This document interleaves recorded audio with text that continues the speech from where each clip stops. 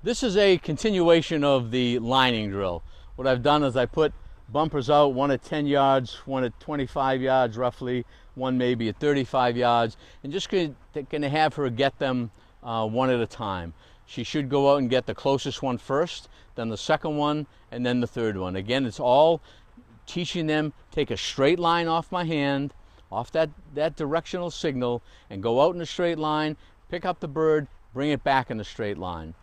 You might also want to incorporate, when you're doing this, when the dog is coming back to you, to give it encouragement, especially with a new young dog. You cannot encourage a young dog enough. Mark, Mark, fetch.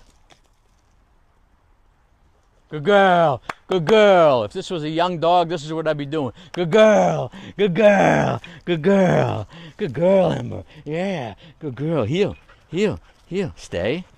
Mark, Mark, fetch. Good girl, Ember. Good girl, good girl, good girl, good girl. Fetch. Good girl. Stay, stay. Now this is when you can take a minute and just, because she's a little bit excited, and just encourage some patience, settle down a little bit. With a young dog, you don't want to have them sit too long, because you want to get them going out so that they stay aggressive. You want them to, yeah, I want it and I want to come back with it.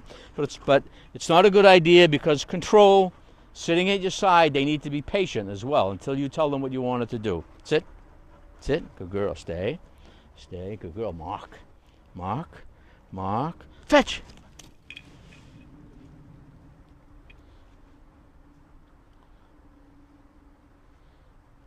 Good girl.